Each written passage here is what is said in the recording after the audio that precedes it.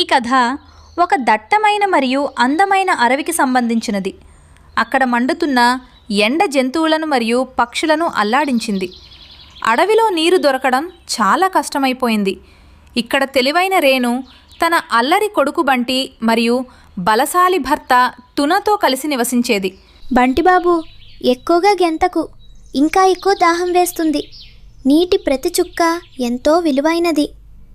Mummy, నేను గట్టిగా ఏడిస్తే నా కన్నీళ్లతో గ్లాస్ నిండుతుందా? అప్పుడు మనం అందరం తాగవచ్చు. బంటి, నేను ఈరోజు మొత్తం ప్రాంతం చుట్టి వచ్చాను. ఎక్కడా నీరు లేదు.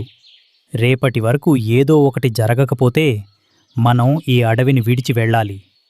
అప్పుడే కోమలి చిలుక ఎగురుతూ వచ్చింది. ఆమె వెనుక తన భర్త చిలుక పిచ్చిగా రెక్కలు ఆడిస్తున్నాడు. తద్వారా కోమలికి ఎండ తగలకుండా ఉంటుంది. వినండి వినండి, పెద్దవార్త. బాలు మరియు పింకీ కాకి చివరిగా మిగిలిన గుంట నీటిని ఆక్రమించుకున్నారు. అవును రేణు, నా కోమలికి దాహంగా ఉంది. కాని ఆ నల్లటి దొంగలు ఎవర్నీ దగ్గరకు రానివ్వడం లేదు. అక్కడే దగ్గరలో ఉన్న ఒక కొమ్మ మీద పావురం మరియు అతని భార్య ప్రియా కూర్చుని ఉన్నారు. పావురంకు తన అలవాటు ప్రకారం ఒక జోక్ వేయాలని అనిపించింది. అరే బాయ్, ఎంత ఎండగా ఉందంటే నిన్న నేనొక పొద్దుతిరుగుడు పువ్వును చూశాను. ఆ పాపం అది తన కోసం తనే గొడుగు వెతుక్కుంటోంది. సిగ్గు తెచ్చుకోండి. ఇక్కడ దాహంతో గొంతు ఎండిపోతుంటే మీకు జోకులు గుర్తొస్తున్నాయా? రేణు అక్క, ఏదైనా చెయ్యి, లేకపోతే మనం బతకలేము. అడవికి అవతలి వైపున బాలు కాకి, అతని భార్య గౌరీ మరియు పింకీలు ఒక చిన్న రాతి గిన్నెలో నిల్వ ఉన్న నీటిని చుట్టుముట్టారు. బాలు దగ్గరలో దొంగిలించి తెచ్చిన కొన్ని మెరిసే ముత్యాలను కూడా దాచి ఉంచాడు. చూడు బాలు, ఈ నీరు కేవలం మన వంశం కోసమే. ఎవ్వరు వచ్చినా ముక్కుతో పొడిచి తరిమేయండి. నిజమే చెప్పావు. అయినా సరే, నా గొంతు ఎంత మధురంగా ఉంటుందంటే నా గొంతు శుభ్రంగా ఉంచుకోవడానికి నాకు ఎక్కువ నీరు కావాలి. నిన్న నేను విన్నాను, పక్క చెట్టు మీద ఉన్న మైనా ఏమనంటోందంటే, నోర్ముయ్ గౌరీ మరియు బాలు, సిగ్గు తెచ్చుకోనాయన. నీటి మీద అందరికీ హక్కు ఉంటుంది. చూడు, నీ సొంత కొడుకు బన్నీ దాహంతో అల్లాడిపోతున్నాడు. నానమ్మ, నేను కొంచెం నీరు బంటికివ్వనా? అతను నా స్నేహితుడు. ఖబర్దార్, చప్పుడు చేయకుండా కూర్చో, లేకపోతే నిన్ను కూడా ఎండలో నిలబెడతాను. రేణు గొడవ పడకుండా పరిష్కారం వెతికి అందరికీ సహాయం చేయాలని నిర్ణయించుకుంది. అడవిలోని అత్యంత పురాతన భాగంలో ఒక పురాతన మర్రి చెట్టు ఉందని, అది కష్టకాలంలో నీటిని ఇస్తుందని ఆమె విన్నది. స్నేహితులారా, మనం ఆ ఎండిపోయిన మర్రి చెట్టు దగ్గరకు వెళ్ళాలి. ఆ చెట్టు మనసు మాట వింటుందని పెద్దలు చెబుతారు. అక్కడ మనకు కావాల్సినంత నీరు దొరకవచ్చు. పదండి, ఇప్పుడే వెళ్దాం. నేను నీతో ఉన్నాను రేణు. పద, అందర్నీ వెంట తీసుకువెళ్దాం. బృందం మొత్తం అక్కడికి చేరుకుంది. బాలు మరియు అతని కుటుంబం కూడా వారి వెనకే వచ్చారు. ఎందుకంటే అక్కడ ఎక్కువ నీరు దొరుకుతుందని వారు భావించారు. ఆ అడవిలో అక్కడ ఒకే ఒక్క మర్రి చెట్టు ఉంది. రేణు ముందుకు వచ్చి ప్రార్థించింది. ఓ వనదేవత, మేము స్వార్థపరులం కాము. మాకు బంగారం వెండి వద్దు. కేవలం జీవించడానికి నీరు కావాలి. మా పిల్లలు దాహంతో ఉన్నారు. అప్పుడు చెట్టు నుండి ఒక గంభీరమైన స్వరం వినిపించింది. మీలో ఎవరైనా తమకు అత్యంత ఇష్టమైన వస్తువును ఇక్కడ వదిలివేసినప్పుడే నీరు లభిస్తుంది. చూసావా, నేను చెప్పాను కదా ఇక్కడ ఏదో విలువైనది దొరుకుతుందని. కాని నేను దొంగిలించిన వస్తువులను మాత్రం ఇవ్వను. నేను నా మెరిసే ఉంగరాన్ని ఎప్పటికీ ఇవ్వను. అప్పుడు చిన్నారి బంటి ముందుకు వచ్చాడు. అతని దగ్గర ఒక చిన్న రంగురాయి ఉంది. దానిని అతను తన ప్రాణం కంటే ఎక్కువగా ఇష్టపడేవాడు. చెట్టు తాతయ్య, నా దగ్గర ఈ ఒక్క అందమైన రాయి మాత్రమే ఉంది. ఇది నాకు చాలా ఇష్టం. కానీ మా మమ్మీ ఎండిపోయిన కళ్ళు మరియు స్నేహితుల తపన నేను చూడలేకపోతున్నాను. మీరిది తీసుకోండి, అందరికీ నీరివ్వండి. మరియు ఇదిగో నా కర్ర చక్రం తీసుకోండి. నేను దాహాన్ని భరించడానికి సిద్ధమే, కానీ అందర్నీ సంతోషంగా చూడాలి. ఈ అమాయక పిల్లలు తమ త్యాగాన్ని చూపించగానే ఎండిపోయిన మర్రి చెట్టు వేర్ల నుండి చల్లని నీటిధార ఉప్పొంగింది. చూస్తుండగానే అక్కడ ఒక చిన్న చెరువు ఏర్పడింది. బాలు, గౌరీ మరియు పింకీలు సిగ్గుపడ్డారు. వావ్, ఇప్పుడు ఎంత నీరుందంటే నేను ఇందులో మునిగి చేపను వెతకగలను అన్నట్టు చేపకి దాహం వేస్తుందా? నోరు మూసుకొని నీరు తాగు. చూడు, స్వచ్ఛమైన నీరు. చిలుకగారు, త్వరగా తాగండి. నువ్వు తాగు ప్రియతమా, నువ్వు తాగితే నా కడుపు నిండిపోతుంది. బాలు తల్లివారి దగ్గరకు వెళ్ళి చెప్పింది. చూడు బాలు, నీ కొడుకు అమాయకత్వం ఈరోజు అందరి ప్రాణాలు కాపాడింది. నీ తెలివితేటలు ఓడిపోయాయి మరియు రేణు మమకారం గెలిచింది. బాలు నెమ్మదిగా తల వంచి రేణు దగ్గరకు వెళ్ళాడు. రేణు, నన్ను క్షమించు. నేను దొంగతనం చేశాను మరియు నీటిని దాచిపెట్టాను. ఈ రోజు నుండి నేను మారిపోతాను. బాలుబాయ్, ఆపద మనల్ని విడదీయడానికి కాదు, ఒకటి చేయడానికి వస్తుంది. రండి, మనమందరం కలిసి ఈ నీటిని ఆస్వాదిద్దాం. సాయంత్రం చల్లని గాలి వీయడం మొదలైంది. పక్షులన్నీ తమ తమ కుండలను తీసుకుని వెళ్ళి నీటిని నింపుకుని వెళ్తున్నాయి. ఇప్పుడు అడవిలో నీటి ఎద్దడి తీరిపోయింది. టునా మరియు బాలు ఇప్పుడు కలిసి అడవిని ఎలా మరింత పచ్చగా మార్చాలో ప్రణాళికలు వేస్తున్నారు. మమ్మీ, ఇకపై నీకు దాహం వేయదు కదా? లేదు బాబు, నీలాంటి మంచి మనసున్న పిల్లలు ఉన్నంత వరకు ఈ భూమి ఎప్పటికీ దప్పికతో ఉండదు. రేణు తెలివితేటలు మరియు పిల్లల నిస్వార్థ భావం అడవికి కొత్త జీవితాన్ని ఇచ్చాయి.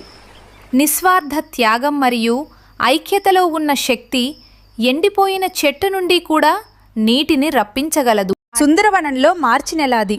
సూర్యకిరణాలు నెమ్మది నెమ్మదిగా తీక్షణంగా మారుతున్నాయి. అదే అడవిలో రేణు పిచ్చుక మరియు టున పిచ్చుక మట్టి కుండలు చేసే పని చేసేవారు. ఆ కుండలను అడవిలోని మార్కెట్కు తీసుకెళ్లి అమ్మేవారు. రేణు పిచ్చుక చెట్టు కింద తన చిన్న చిన్న మట్టి కుండలను సర్దుకుని కూర్చుని ఉంది. ఆమెతో పాటు ఆమె కూతురు మీనా ఆడుకుంటోంది. అప్పుడే టున బరువైన చెక్క మొద్దుని ఎత్తుకుని అక్కడికి చేరుకున్నాడు. టునా, నువ్వు చాలా అలసిపోయావు. కాసేపు నీడలో కూర్చో. ఈరోజు గాలిలో కూడా వేడి ఎక్కువగా ఉంది. పనైతే చెయ్యాలి కదా రేణు. కానీ ఈరోజు మార్కెట్లో ఇంత నిశ్శబ్దంగా ఉందేంటి? కుండలు కొనడానికి ఎవరూ రాలేదా? నాన్న, కుండలు చల్లని నీళ్ల కోసమే ఉంటాయి. కానీ గాలి ఎంత వేడిగా ఉందంటే అందరికీ ఇప్పుడు చల్లదనమే కావాలి.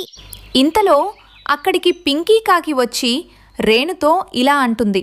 అరే రేణు, ఈ కాలంలో మట్టి కుండల్ని ఎవరు కొంటారు? అందరూ ఇప్పుడు పెద్ద పెద్ద చెట్ల దట్టమైన నీడను వెతుకుతున్నారు. నీ ఈ వ్యాపారం ఇప్పుడు ఫ్లాప్, అర్థమైందా? పింకీ అక్క, మట్టి గుణం ఎప్పటికీ పాతబడదు. దాన్ని సరైన పద్ధతిలో వాడటం తెలియాలి, అంతే. మరోవైపు ఒక పాత మర్రి చెట్టు కింద బాలు కాకి మరియు గౌరీ కాకి కుట్ర పన్నుతున్నారు. రేణు వ్యాపారం ఆగిపోవాలని, తద్వారా తను అక్కడ సొంత దుకాణం తెరవాలని బాలు కోరుకున్నాడు. అరే వినండి, రేణు ఏదో కొత్తగా ఆలోచిస్తోందని విన్నాను. తను చాలా తెలివైనది. నోరు తక్కువగా ఆడిస్తుంది, మెదడును ఎక్కువగా వాడుతుంది. నిన్న తను నది ఒడ్డున గడ్డి మరియు వట్టివేలను వెతుకుతోంది. దాని తెలివితేటల దీపాన్ని ఆర్పేయాలి. బంటి, వెళ్ళు, వాళ్ళక్కడ ఏం చేస్తున్నారో చూడు. నాన్నా, నేను వెళ్తున్నాను కానీ రేణు పిన్ని నాకు లడ్డూలిస్తుంది. చప్పుడు చేయకుండా వెళ్ళు. అప్పుడు అడవిలోని ప్రతి వార్తను తెలుసుకునే కోమలి చిలుక ఇదంతా విని ఎగురుకుంటూ తన భర్త చిలుక దగ్గరికి చేరుకుంది. వినండి, బాను ఏదో గందరగోళం చేయబోతున్నాడు. మనం రేణుకి ఈ విషయం చెప్పాలి. అరే నా రాణి, నువ్వు ఏం చెబితే అదే కరెక్ట్. నీ కళ్ళలో ఈ ఆందోళన అస్సలు బాగుండదు. పద, ఇప్పుడే వెళ్దాం. అదే సమయంలో రేణును కలవడానికి పావురం మరియు ప్రియా వచ్చారు. వారు రేణు ఇంటి బయట కూర్చున్నారు. పావురంకు చాలా ఎండగా అనిపిస్తోంది మరియు ప్రియా వేడి వల్ల చాలా ఇబ్బంది పడుతోంది. అరే ఓ గారు, మీరు పడిపోకండి. ఎండ చాలా తీవ్రంగా ఉంది. రేణు అక్క, ఏదో ఒకటి చెయ్యి. నా పావురానికి చాలా వేడిగా అనిపిస్తోంది. నేను బానే ఉన్నాను ప్రియా, కాకపోతే కొంచెం చెమట పడుతోంది.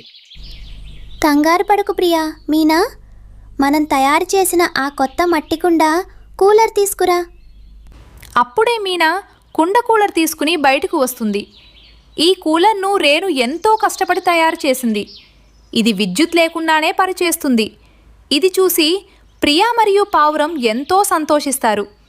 రేణు, ఇదేమిటి? దీన్ని నువ్వెలా తయారు చేశావు? దీనినే మట్టి కుండ కూలర్ అంటారు. గాలి ఈ రంధ్రాల ద్వారా మరియు తడి గడ్డి ద్వారా వెళ్ళినప్పుడు అది పూర్తిగా చల్లగా మారిపోతుంది మరియు ఈ ఫ్యాన్ ద్వారా చల్లని గాలి బయటకు వస్తుంది. అరేవా రేణు అక్క, చూడటానికి ఇది చాలా బాగుంది. అప్పుడే కుండ కూలర్ మొదలవుతుంది. దాని నుండి చల్లని గాలి రావడం మొదలవుతుంది. ఇది చూసి ప్రియా ఎంతో ఆనందిస్తుంది. అరేవా రేణు అక్క, ఇది చూడటానికి చాలా బాగుంది. మాకు కూడా ఒకటి కావాలి. మాకు కూడా ఒకటి వెంటనే చేసి ఇచ్చేయండి. అంతలో అక్కడికి కోమలి మరియు ఆమె భర్త చిరుక వస్తారు. వారు అది చూసి ఆశ్చర్యపోతారు. అరే వాహ్, ఇక్కడ కాశ్మీర్ లాంటి చల్లదనం ఉంది. చిరుకుగారు చూడండి. అవును ప్రియతమా, ఖచ్చితంగా నీ తీపి మాటల్లాంటి చల్లదనం. అప్పుడే బాలు, గౌరీ మరియు బంటి అక్కడికి చేరుకున్నారు. వారు నష్టం కలిగించడానికి వచ్చారు. వారితో పాటు పింకీ కూడా వచ్చింది. కానీ చల్లని గాలి ఆ పలకరింపు వారిని శాంతింపచేసింది. ఓహో, బాలుగారు, మీరు ఎన్ని మాటలు చెప్తారు? మరి ఇలాంటిదేదైనా ఎందుకు తయారు చేయలేదు? చూడండి ఎంత చల్లని గాలి వస్తుందో. నేనైతే ఇక్కడే ఉంటాను. ఇది అద్భుతం రేణు. నిన్ను తక్కువ అంచనా వేశాను. అమ్మ నాన్న, నేనైతే ఇక్కడే ఉంటాను. రేణు పిన్ని తయారు చేసిన కుండ కూలర్ బెస్ట్. బాగానే ఉంది, కానీ ఈ కుండ పగలదా? ఇది టున తయారు చేసిన కుండబాలు మరియు రేణు తెలివితేటలు. ఇది పగలగొట్టడానికి కాదు, అందరికీ ప్రశాంతతను పంచటానికి తయారైంది.